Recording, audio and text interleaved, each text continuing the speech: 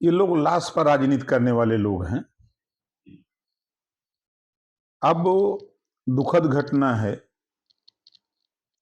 एक देश ने एक अनुभवी और कुशल समाजसेवी खो दिया।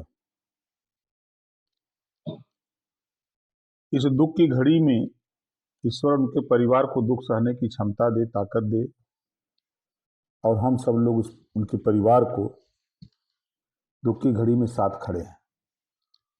और ये लोग जांच कराने के लिए, जांच करा के क्या करेंगे, अब तो उनकी डेथ हो गई।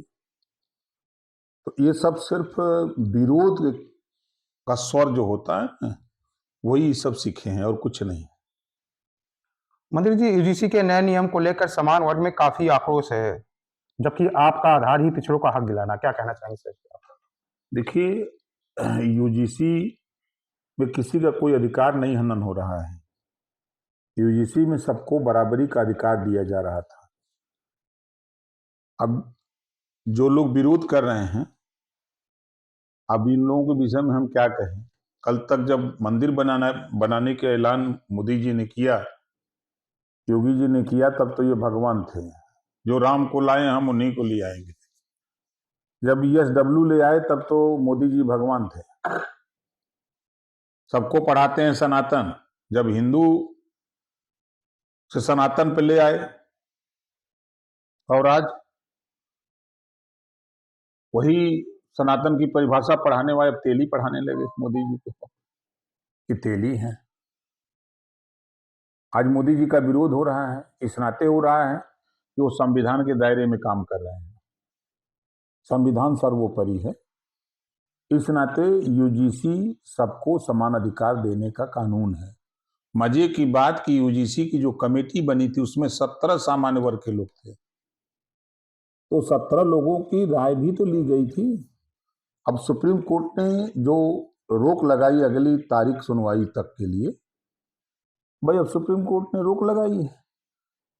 दुखद बात है कि जब जब पिछड़ों के, दलितों के साथ कानून बनता है तब तब उसका विरोध होता है। मंडल कमीशन पूरे देश में विरोध हुआ, अंततोगत्वा लागू हुआ। क्या कहना चाहेंगे बरेली की सिटी मजिस्ट्रेट अलंकार अग्रणी ने यूजीसी के नियम को विरोध में इस्तीफा दे दिया, क्या इसमें आप कहेंगे नेतागिरी करना चाहते हैं? वो देखिए, नेतागिरी का भाषा है।